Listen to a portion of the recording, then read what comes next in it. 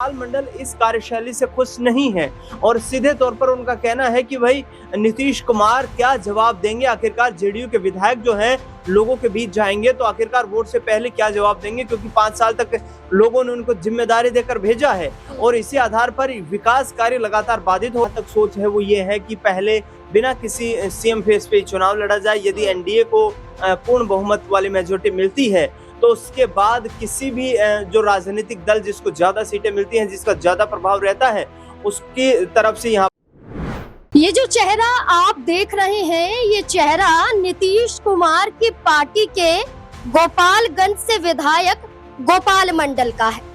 ये वही विधायक है जो लोकसभा चुनाव के दौरान लालू प्रसाद यादव का समर्थन करते हुए ये तक कह गए थे कि लालू प्रसाद यादव की जगह अगर वो भी रेल मंत्री होते, वो भी वही कदम उठाते जो लालू प्रसाद यादव ने उठाया है।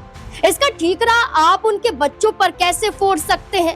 तेजस्वी यादव, तेज प्रताप यादव, मीसा भारती पर इल्जाम कैसे लगा सकते हैं? आप लालू प्रसाद यादव पर उंगली कैसे उठा सकते हैं? और यही गोपाल मंडल एक बार फिर से लालू प्रसाद यादव का समर्थन करते हुए देखे गए हैं।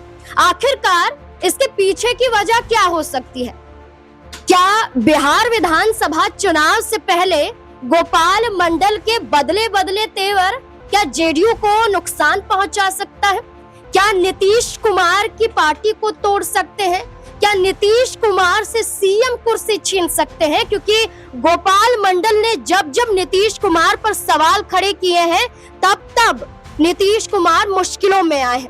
अब एक और बड़े ही बयान के साथ गोपाल मंडल हाजिर हुए हैं जिसमें लालू प्रसाद यादव का समर्थन करते हुए नजर आ रहे हैं। देखिए जरा इसमें क्या वो लिखते हैं। जो जेडीयू विधायक है गोपाल मंडल, उनका कहना है कि लालू प्रसाद यादव डॉक्टर भीमराव अंबेडकर का अपमान कभी नहीं कर सकते।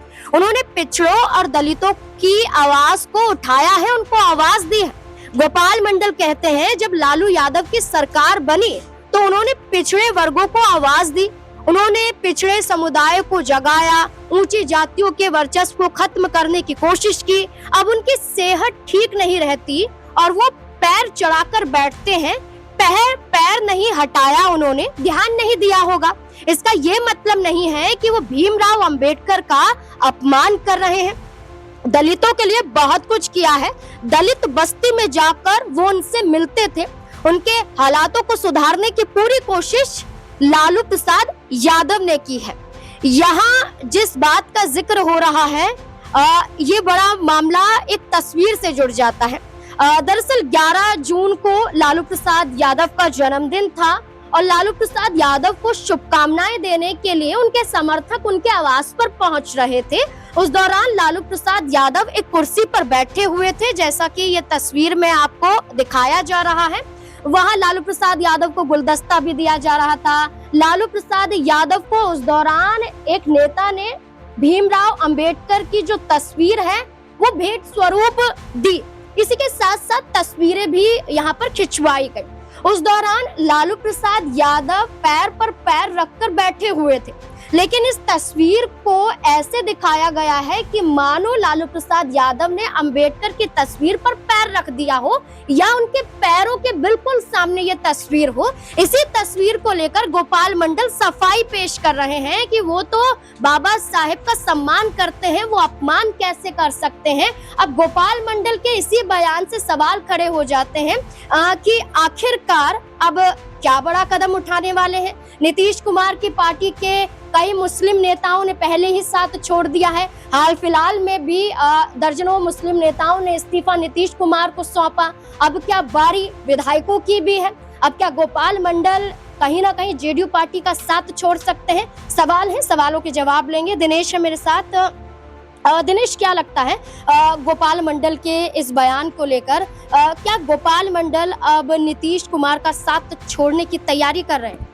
नाज़मीन देखिए, गोपाल मंडल अभी से अपनी इस तरीके की बेबाकी वाला जो है अंदाज और बातें नहीं रख रहे हैं। ये लोकसभा चुनाव के दौरान भी इस तरीके की बातें कह रहे थे और चुनाव के बाद जब नीतीश कुमार ने एक बार फिर से जो ये एक बुगाहट तेज की कि वही एनडीए का चेहरा होंगे, तो उन्होंने सीधे तौर पर कहा कि नीतीश कुमार की सरकार के इस कार्यकाल को देखा जाए तो जो 4.5 साल का कार्यकाल है, इसमें नीतीश कुमार की सरकार, इनकी पार्टी जो जेडीयू थी या उस वक्त जो बीजेपी गठबंधन के साथ चुनाव लड़ा गया था, जो मैनिफेस्टो था, उस मैनिफेस्टो के वादे पूरे नहीं किए गए हैं। तो ऐसे में लोगों से किस आधार पर वोट मांगेंगे, ये समझ नहीं आता। उन्होंने सीधे तौर पर कहा था कि इनका मिशन जो था ये बिहार को आगे बढ़ाने का था, लेकिन नीतीश कुमार ये तय नहीं कर पाए कि उन्हें किस पार्टी के साथ जाना है, किसके साथ गठबंधन में रहना है। चुनाव बीजेपी के साथ लड़ते हैं, 1 साल के बाद साथ छोड़ देते हैं तेजस्वी यादव का, और उसके बाद जो है वे फिर आरजेडी के साथ आ जाते हैं। 17 महीने तक वहां पर चुनाव जो है सरकार चलाते हैं और उसके बाद फिर से बीजेपी के साथ चले जाते हैं। तो गोपाल मंडल इस कार्यशैली से खुश नहीं है और सीधे तौर पर उनका कहना है कि भाई नीतीश कुमार क्या जवाब देंगे, आखिरकार जेडीयू के विधायक जो हैं लोगों के बीच जाएंगे तो आखिरकार वोट से पहले क्या जवाब देंगे, क्योंकि 5 साल तक लोगों ने उनको जिम्मेदारी देकर भेजा है और इसी आधार पर विकास कार्य लगातार बाधित हो रहे हैं। सरकार का कोई रोड मैप नजर नहीं आता, तो उन्हें नहीं लगता कि यहाँ पर जेडीयू का अब कोई बड़ा इतना जो है एक प्रभाव देखने को मिलेगा बिहार की राजनीति में, जो 2010 के विधानसभा चुनाव में देखने को मिला था, जो 2015 के विधानसभा चुनाव में देखने को मिला था, क्योंकि उस वक्त नीतीश कुमार की लोकप्रियता कुछ अलग थी। लेकिन अब नीतीश कुमार की विश्वसनीयता पर सवाल खड़े हो रहे हैं। और नीतीश कुमार के सीएम चेहरे को लेकर चर्चा हो रही है, जेडीयू के नेता तमाम दावा करें कि नीतीश कुमार ही होंगे, लेकिन भारतीय जनता पार्टी आखिरकार फैसला क्यों नहीं कर रही है? हाँ, देखिए ये भी एक बड़ा सवाल है और बीजेपी की जहां तक सोच है वो ये है कि पहले बिना किसी सीएम फेस पे चुनाव लड़ा जाए। यदि एनडीए को पूर्ण बहुमत वाली मेजोरिटी मिलती है तो उसके बाद किसी भी जो राजनीतिक दल जिसको ज्यादा सीटें मिलती हैं, जिसका ज्यादा प्रभाव रहता है, उसकी तरफ से यहाँ पर चीफ मिनिस्टर बनाया जाए। और नीतीश कुमार को लेकर तो अश्विनी चौबे जैसे लोग, ये तमाम जो नेता हैं, ये कहते हुए नजर आते हैं कि अब बिहार से इनकी विदाई का वक्त आ चुका है, इन्हें केंद्र की राजनीति में सक्रिय हो जाना चाहिए, वहां पर इन्हें डिप्टी प्राइम मिनिस्टर बना देना चाहिए। तो इन बयानबाजियों के भी कहीं ना कहीं मायने निकाले जा सकते हैं नाज़मीन। और सीधे तौर पर देखा जाए तो नीतीश कुमार के लिए ये चुनाव जो है एक किसी अग्नि परीक्षा से कम नहीं है, क्योंकि उनकी पार्टी जो है पिछले 10 सालों में उसका प्रदर्शन जो है वो गिरा है और पार्टी जो है सियासी हाशिए पर नजर आ रही है।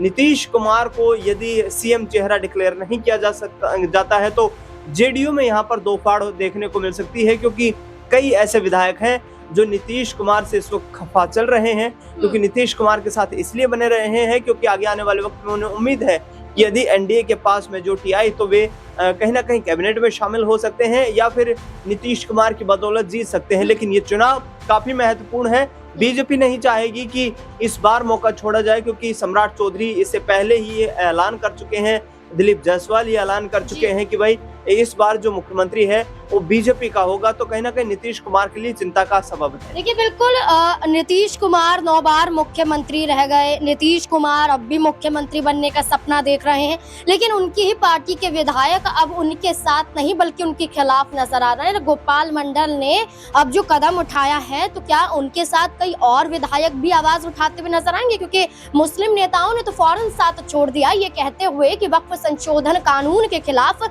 नीतीश कुमार नहीं थे बल्कि भारतीय जनता पार्टी का पूरा समर्थन दिया गया। तो ऐसे में ना तो मुस्लिम समुदाय उनको वोट करेगा और ना ही कोई मुस्लिम नेता उनके साथ रहेगा। इसलिए कहीं ना कहीं देखा जाए तो नीतीश कुमार ने भी बड़ा कदम उठाते हुए कई मुस्लिम चेहरों को बड़ी बड़ी जगह, बड़ी बड़ी जिम्मेदारी पार्टी में दी।